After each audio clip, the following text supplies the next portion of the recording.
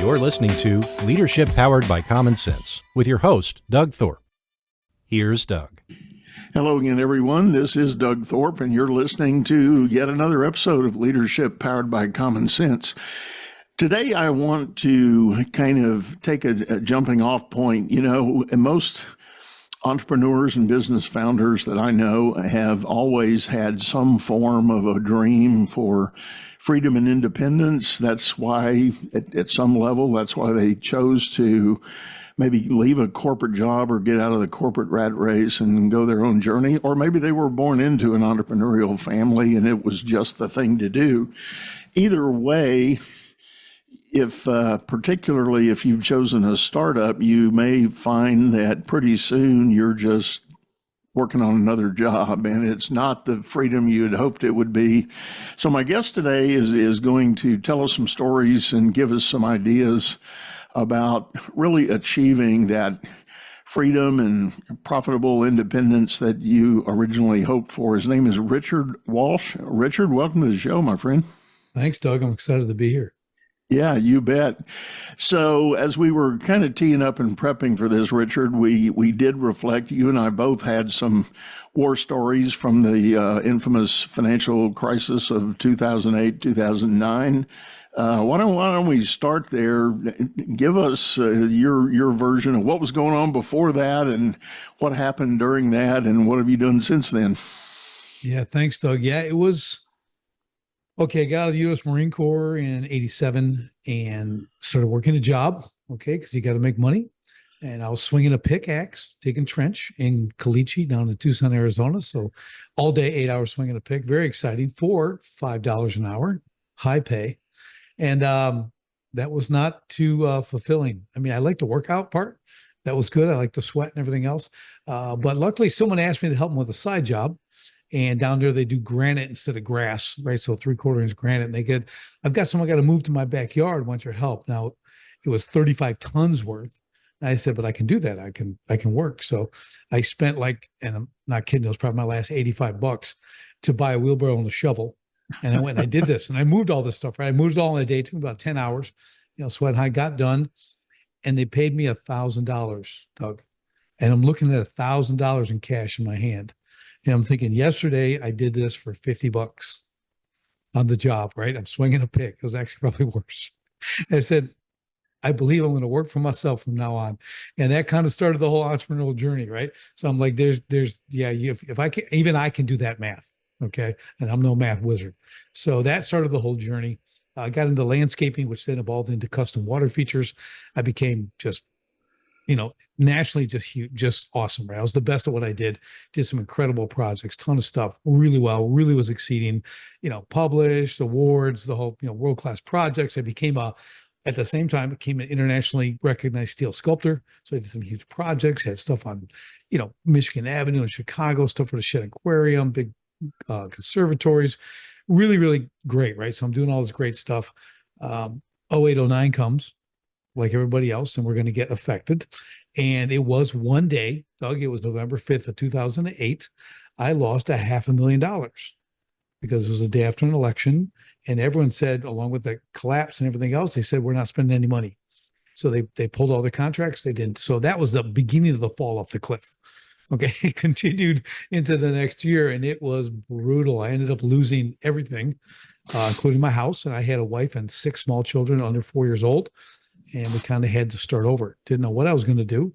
But I had to, it's good when you're at the very bottom because you can't go down any further. So all you got to do is go up now. You can be more focused, right? So that's what I did and started making that happen again.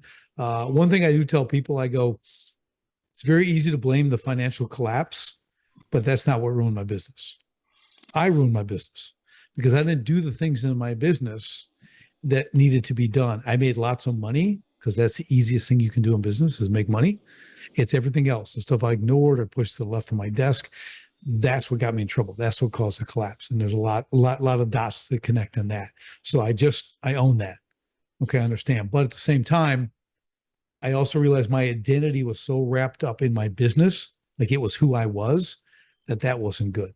So real quick, I started looking at my kids who are, again, 4 and under, but I come home at night and they run and attack me and they love me. They just hug me. And in the morning, one of my kids would chase me down the driveway. I'd be in my truck and he's crying, not wanting me to leave. I'm looking at that in my rearview mirror. I'm like, man, what am I doing?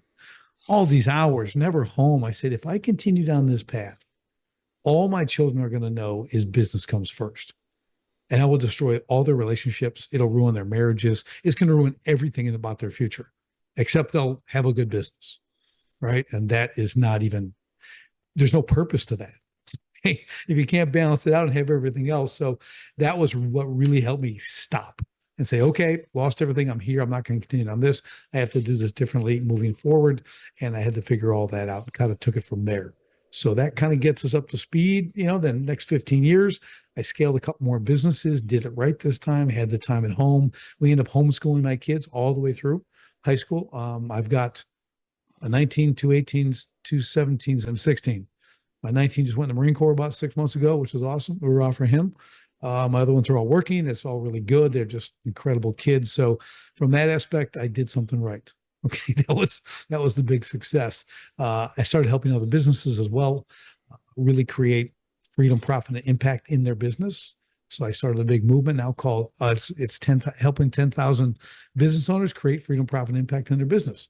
Because I want them to be able to do more. Because like you were mentioning in the beginning, when people get into business, and I haven't figured out how not to do this, Doug, but that's work really hard the first 2 years. Okay, when you start a business, I haven't figured out the easy way.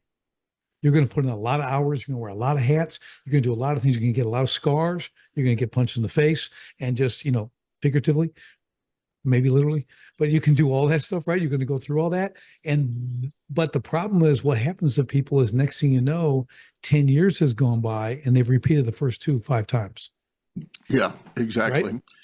And part of that is at some level, I agree with you totally. Whether you're starting a business or buying a business, when you become the owner, there's an amazing amount of work that has to be done that you need to lean into.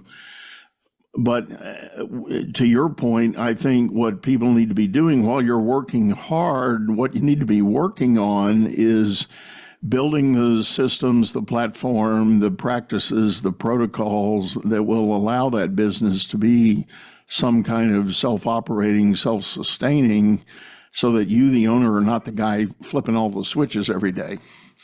And that's where I think people miss. They embrace the idea of working hard to make it become something, but they become the process.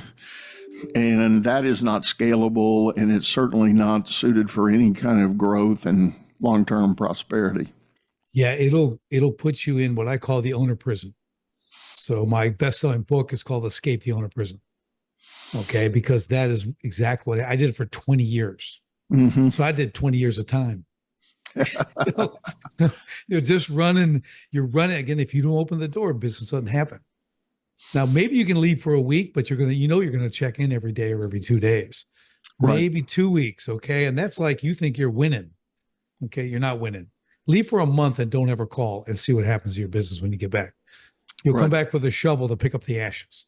Yeah. Okay. Because you created this thing that can't run without you. And it's a terrible place to be. So again, and there's a lot of really great, I have programs and methods to start from the beginning to understand how you can quickly get out of that prison. Because you have to do all that work in the beginning, like you said. You have a lot to do, but if you're not looking far enough down the road, you can never get out of it. You're too in the game. You're very, very laser focused, which is what you have to be to get past those first hurdles. But when do you get to look up? That's the problem. Right. No, I think you're right. And there are many stories in my own portfolio of clients that I've served over the years. And I've got one guy right now who bought a business, and he's just now at the 1-year anniversary of buying that business. And he has already doubled his EBITDA in 1 year. And he's done it because, again, he's worked very hard. I don't want any misconceptions, or I don't want to mislead anybody. He's worked incredibly hard, but he's worked with an elevated vision of what could be. And part of the process that has gotten him here already, he quickly, when he took over, identified some people that already existed in the business that were capable of doing a lot more than the prior owner allowed them to do. And they were capable of operating pretty independently for the good of the business. And all he had to do was tap into that reservoir of energy and motivation that was already there in those people. They liked the company, they liked what was going on and what it represented, and they just needed the grace and the bandwidth to, be given to them to excel. So, for instance, one of the guys who is kind of a chief sales and prospector for the company, and this is a plumbing company, by the way. Awesome.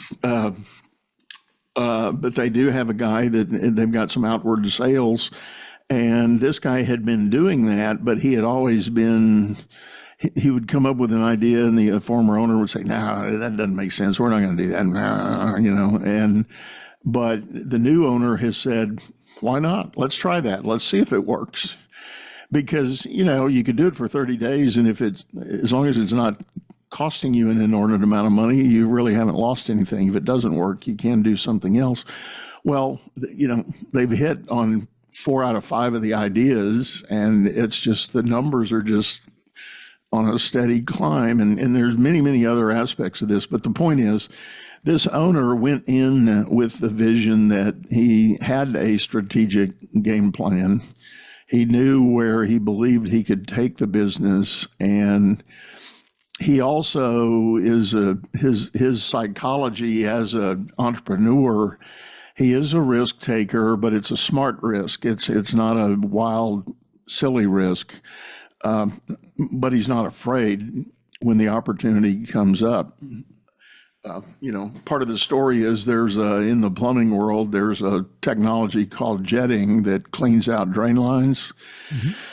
Well, a jetter is a piece of equipment, and the smallest model you can buy is $80,000. Well, that's a pretty big CapEx for a small business that might only be clearing, say, $700,000 a year to the owner. But he said, he called his Amex guy and said, "Hey, do you do lines of credit?" The guy said, "Sure. With your record, I'll give you $250." And so he went out and put that jetter on his card and sent 2 guys to training. And within a week, they got an opportunity to go clean out lines at a small apartment complex. That job alone paid him $15,000. Right. And, the owner of that complex said, "Hey, I got a friend that runs the big one down the street, and why don't you go talk to him?" Well, they went and talked. He got a 1-year contract that was going to be worth $500,000 to do quarterly maintenance on this much bigger property. And, was that jetter paid for in a month? Yep, it sure was. Yeah, it's really, there's so many instances like that. And it's so important, like what you're saying. We do a thing called strategic vision, and it's basically is the cornerstone of a business for us, right? And that's what we do is we build the entire customer journey from first call all the way to the final outcome and beyond, and what that looks like inside the company, right? Not necessarily for the customer, but how does it work inside the company, and where does everyone fit? So what I call is, where is everyone a hero in that journey who works for you? And it's a future cast vision. So it's not what you're doing now, it's what you're going to do in 18 to 24 months, right? So everyone now is working towards that strategic vision. So if I came into a new company that I purchased, it's existing, people always say, well, you got to change the company culture, but no one ever tells you how. Right. So I'm telling you how. You create the strategic vision. Everyone now sees they have actual purpose. They're not just punching a card and going home at the end of the day, and they're putting A into B. They have this purpose to fulfill this thing. It's like in semi-story form too. So you kind of see what it is, where it's going to go. Now, everyone on the team is working for the same vision. It's not a mission statement, because that's an ego filler for the owner. A mission statement. We're going to be the best at this and this and this. And no one cares. No one on the team cares. Okay. But you give them a vision to fulfill, a why, the how, everything else, you put that together, people are going to drive. They're going to get there on time. They're going to stay. They're going to get work done. They're going to enjoy it, and at the same time, you start building them up as people as well. So we all want competent people on our team, right? So yeah, we want to skill them up to the max, but we also got to give them more. How do they become better as people? Whether that's education, certifications, things like that, whatever we can do like that. Because for me and our approach, like I said, we want to help 10,000 business owners. I want their people to get elevated, because then they go home and they share that with their families, and then their families go into the community and share things, right? So there's influence. So I help 10,000 business owners. Doesn't stop there. I've also helped their families. I help people in the community. Now I can affect millions of people with that one goal. Right? Yeah. But if people start doing business this way, you have a whole different work environment, and you're serving your customers at the highest level, whether your service, your trades, whatever, your IT, it doesn't matter. It all works. It's a real powerful way to do things. Well, and when an owner can create that kind of strategic vision that people can rally around, it also starts to serve one of the biggest challenges small business owners have, and that is staffing, recruiting and hiring the right people. It is so hard to get the word out when you have legitimate opportunity, but if you're starting to build that culture, and I'm trying to train myself not to say build, I'm trying to say grow. And there's a significant distinction there. But I'm even in the habit of, I was raised talking about building a culture. Right. I've got a whole series of shows that argue you can't build one, you got to grow one. Right. And anyway, if you're growing the right culture, the employees you have, to your point, will go out in the community. They'll talk to their friends and relatives and others. They'll be glowing and excited, genuinely excited about what they're doing. And people will go, "Well, that sounds like I'd like to work there. How do I get in? How do I get on board there?" And that is such an easy bridge for continuing to grow your company with staffing challenges you might otherwise have. Yeah, it's pretty cool. So what we do for my clients, once that vision is completed and it's written out, and it's like 6 to 10 pages long, it's details and story. But when someone new wants to come on the team, the first thing they get is a strategic vision. They're asked to read it. Then we do a 5-minute phone call, right? Oh, and the first question is, did you read the strategic vision? If they say yes, you say, where do you see yourself fitting in? If they can't tell you, they just lied to you, the interview's over. They didn't read it. So you can move on, right? It's a good filter. But if they did go, oh, I'm the warehouse manager guy. That's my sweet spot. I can know that in and out, man. I would love to talk to you. This looks like an amazing company. All right, you've warmed your lead, right? And like you said, the beauty is they're going to bring like-minded people because they're not going to bring in someone who's not going to perform to the same standard that's required, because they'll look bad. Right. So we all know about referrals. If I'm the one referring someone, my name's at risk, not the contractor, not my friend. My name is at risk. Same thing with, recommending someone to come work for you. Right. If the guy's paying out. So this is really it's an incredible filter, and it becomes the cornerstone you build your business on, because you systemize, you're building all this stuff. Like we're talking about systems and processes, how this actually works. It starts to really organize your business. And again, everyone's happy to do it. Well, let me ask you, Richard, I want to shift gears a minute. Let's go back to the owner, founder, or buyer of the business. What have you seen are the stumbling blocks or the mindset shifts that need to be made for an owner to really get up to speed and rethink the opportunity there so that they can start applying some of these great principles? What are the invisible walls that hold them back from doing it? I would say the first one, most people who start a business, okay, they're technicians, right? They're people who can do the work. They're great craftsmen. Let's take that. Well, first thing you have to do is put down the hammer. Like literally, like you got to stop doing the work. You can't be putting up the molding. You can't be delivering drywall. You can't do any of that stuff that you do so well, because you think you do it the best, and your customers will only be happy if you do it. If you put the finishing touch, if you're there all the time. That's the lie you're telling yourself. And you need to realize that's all that is. Now, if someone's 95% as good as you or 97%, your customers won't know the difference. And I mean that in a loving way. Okay. Like you can get them up to 100%, but if you think you got to be the one, you're never going to grow. You can't. But as soon as you can get that awakened, like, oh, what am I actually worth per hour? Why am I scrubbing the toilets and sweeping the floor? Why am I running materials to a job? Why am I'm the highest paid individual here. Is that a wise business decision? Right. So that's where it starts. Right. And then from there, well, now how do I create this? How do I delegate? Because people always say delegate, right? So I have a term, it's automate, delegate, and eliminate. Mm-hmm. So if you can get that in your mind when you begin, so automation in today is the best time ever to automate. And that might be getting a virtual assistant, getting the right software, building processes that can handle themselves right, subscriptions, things like that, right? So you automate, but then you delegate, and that's where people get hung up because they'll tell someone to do something.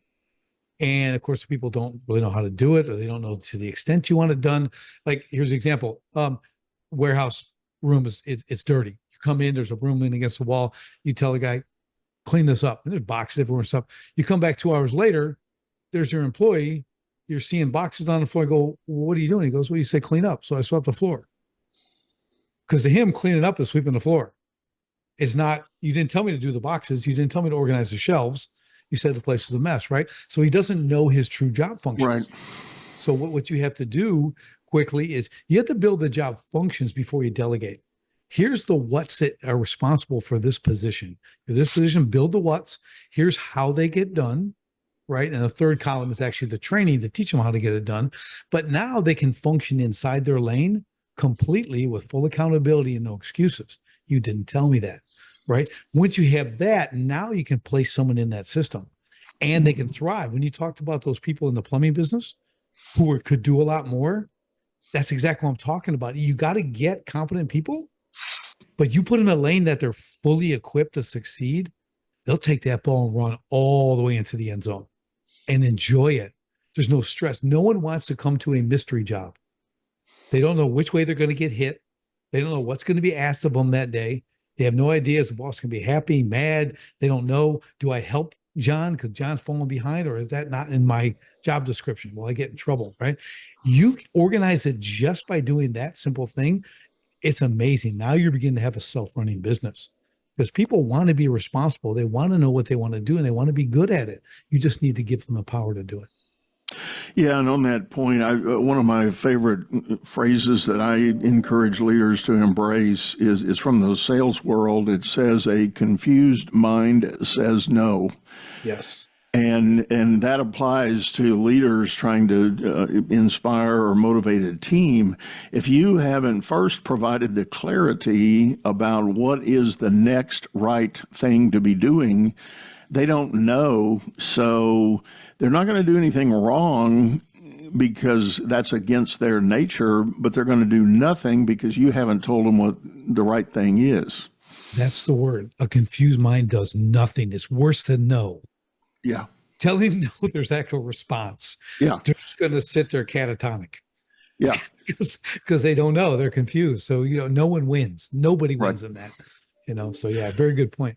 Well, I've had many leaders, both in the corporate world and in entrepreneurial, in the early, sometimes first session that I'll do with them, they'll say, I'm just really frustrated. My team doesn't seem to want to do anything. And I'm going, okay, guess what? That is on you, my friend. You are the one that is holding that back. And they go, what do you mean? How could that be? They're unmotivated. Well, have you motivated them? Right. I think, Doug, the problem, us as entrepreneurs, okay, we drive fast, we drive hard, we work a lot, right? We get it. We figure everything out. That's who we are. No one you hire wants to do that. If they wanted to do that, guess what? They'd be starting their own business. So to think that they're going to think like you, that's your first biggest mistake. Lay it out, give them the roadmap, give them exactly what to do, and then let them do it. Okay. Because they don't want to figure things out. They want to come to work, be there on time. They want to do the work. They want to go home. They have a family. Right. They want to have hobbies. They go do things. They're not like us. Now we should have families and hobbies and things, but we tend, especially in the beginning, we don't have that stuff. None of that matters. Okay. Now it needs to matter. I'm saying in the beginning, we are, what was a great comparison? I'm in a Ferrari driving 140 miles an hour. If you're in a Honda and you're going 35 and you want me to slow down and talk to you, yeah, it's not going to work. You can jump in the Ferrari and we'll talk as we go. Okay. But I need to travel at this speed. Now, that is what we do, but you got to be careful with that, right? If you're just going to blow by people, you're going to have a problem in your company. So, but just understand the analogy. They're 35 mile an hour Honda people. You're a high performance Ferrari. Okay. So you're not going to race on the same track. It's related to that whole idea is something else I teach and coach about with all of my leaders is the infamous S curve of change. And the basic theory says if you look at a simple print letter S, your status quo is down at the bottom hook, the bottom tail, and you say, I want to make a change. In this case, I want to make a change to move forward with my vision. Okay, that's the change event that's happening. We're here now, we need to go over there. Well, that's a change process. When you start divulging to your people, they go through this S-curve experience. Their first reaction is a little bit of chaos, a little bit of uncertainty. It's like, oh, what? Oh, what are we doing? Where are we going? How are we doing that? And so again, they're a little confused. They hold back. They don't seem to do a lot. So that's that dip in the S. But then to your point, you have to slow down and coach them through that. If you've got to retrain or repeat, or, demonstrate again, you got to stand beside them as they learn the new method, the new system, the new process. Then they can start climbing out of that because they start to see the vision for their piece. They go, oh, okay, this could work. This could be great. Then all of a sudden one day they're really genuinely excited about where it was going. That's the top part of the S. And all undeniable, some of that excitement wears off a little bit, but they land on a new norm, a new status quo that's way above what the old one was. The problem is leaders, founders, they get the idea and they're right at the top of the S. It's like, oh, this is where we're going. And now you start divulging and sharing with your team, and they're down at that bottom hook going, huh, what? Where are we going? I don't get it. And owners and leaders get frustrated, and rather than embracing the idea, you just made the announcement. You can't expect everybody to jump on the bus in the first 30 seconds. Yeah, I think that's what I've done with my strategic vision. That's why it's the beginning of the course when we do our program, because they roll that out. So we write it, we build it with the owner, right? They do all the work. Then we roll it out to the whole team and we give them a highlighter and they highlight where they fit in that story. Now they know the entire story. Everybody knows what's happening in the business. Again, where they're the hero, right? Now they go, oh, I get it. It's not, you're going to do this and that's it. And that's all they know. They don't know what everyone else is doing, right? So it's like when they're building the SR-71, right? The Blackbird, super fast plane, all that stuff. All these different companies built one part. Then Skunkworks put it all together. So no one knew what they were building. They just knew they're building a part, right? So this is secrecy and confidentiality and all that stuff. So it's that, but you don't want that. You don't want everyone building a part. You want them to know the part they're building really, really well, so they do it well. But what's the end product? What is that plane going to do? Right. And that's your business. So once they know both, they can really excel in that S curve. Maybe they won't go 30 miles an hour. Maybe you can get them to 40, 45. Okay. They go a little faster, but you might get them. They're all going to move at the same speed in the same direction. That's why I love it. And I'll tell you, Doug, when we roll this out for companies, there's people crying. They are moved because there's such purpose involved in this. It's like, I thought, well, that's a unicorn. That happens. Another business. No, there's people who are so moved by this presentation and seeing this and seeing where they fit and having the purpose in their life, in their job, where they spend a ton of time, a huge portion of their time, that it really moves you.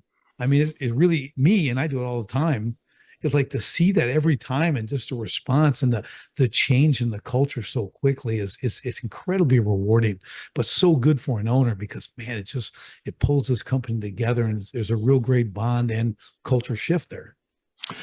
Well, on that point, I know an owner, one of his practices, talking about inspiring and motivating his team, he does a quarterly team social. Many would think of it as, I mean, literally barbecue, hot dogs, and, hamburgers, whatever.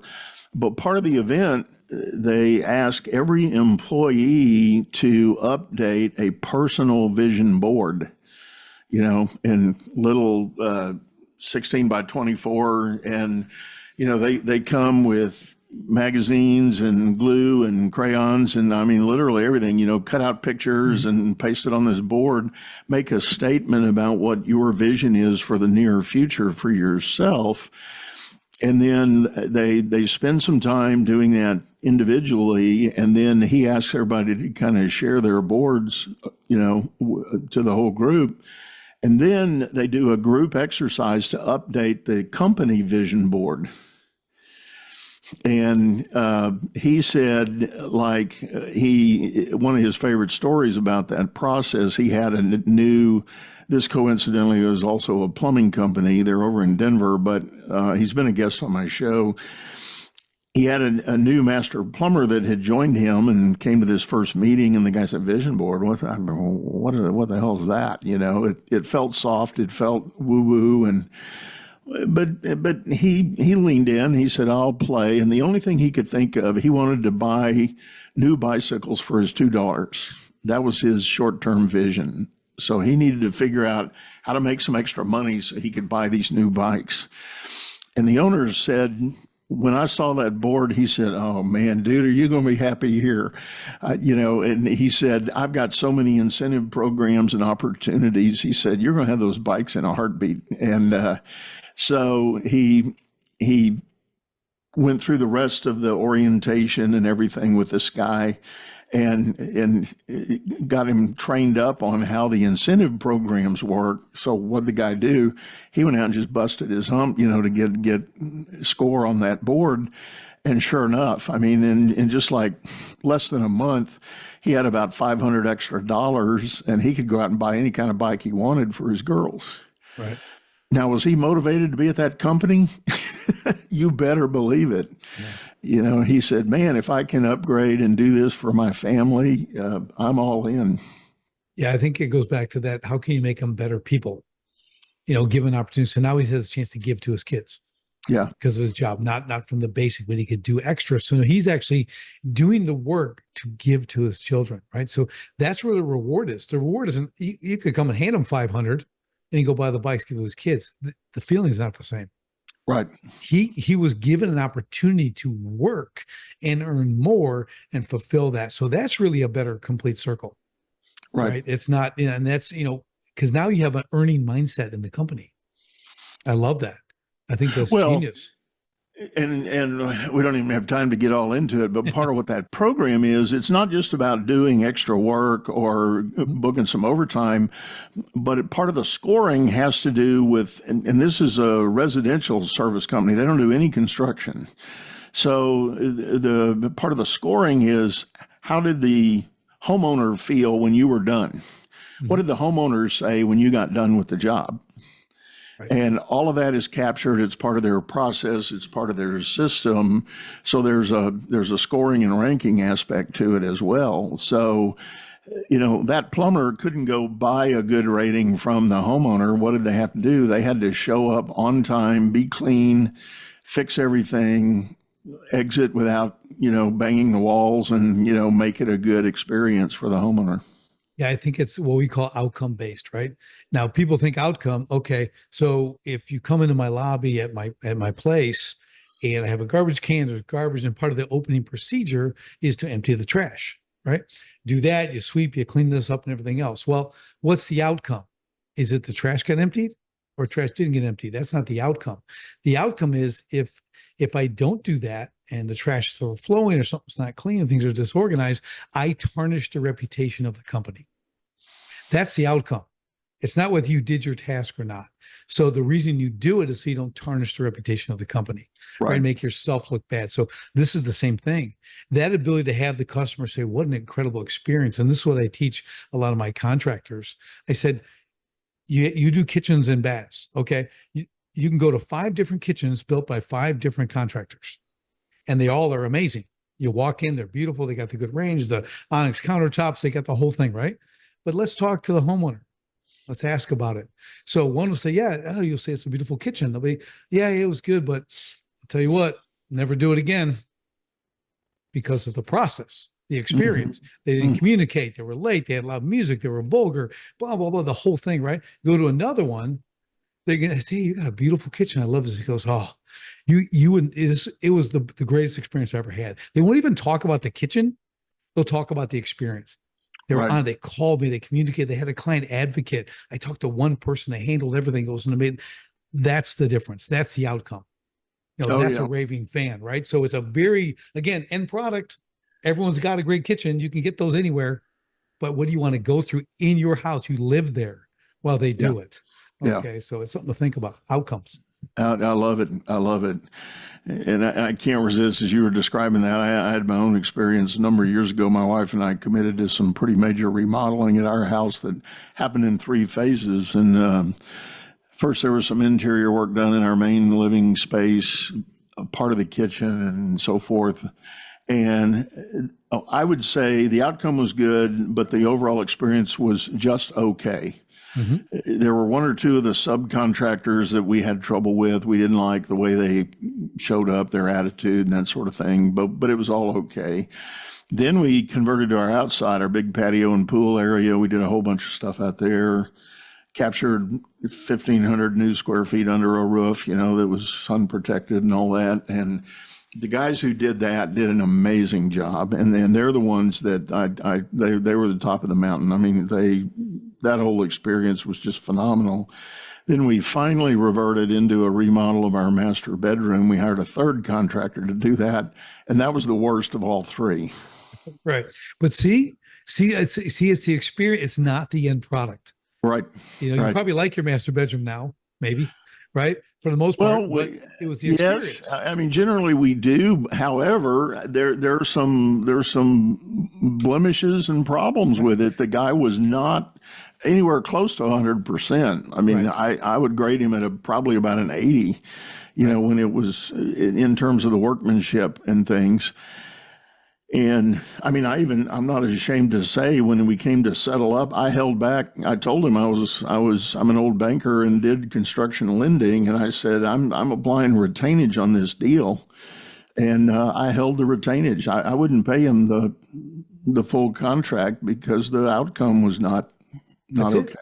So an overall bad experience. So that's a start to finish.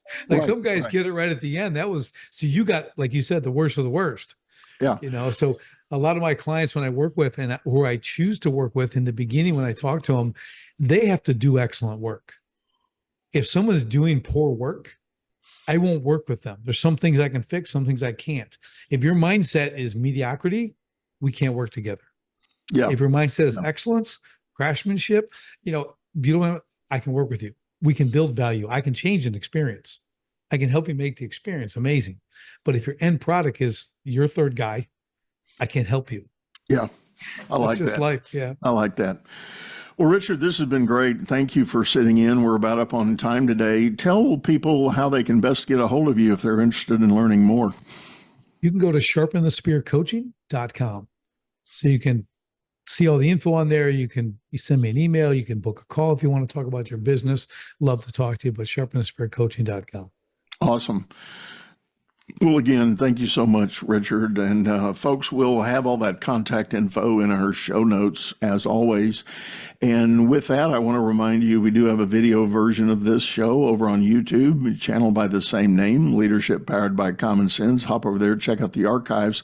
We just recently celebrated episode number 300, and we're very proud of that. And more important, I want to take this opportunity to thank everyone who has been a faithful follower and listener to help us get to that milestone of 300, and we're on to 500. Will be our next milestone. Looking forward to that. But anyway, for now, we're done. We're going to put a wrap on it, say goodbye. Go out there, make it a great day. You've been listening to Leadership Powered by Common Sense, hosted by Doug Thorpe. If you would like to know more about the coaching and advisory services he provides, visit dougthorpe.com.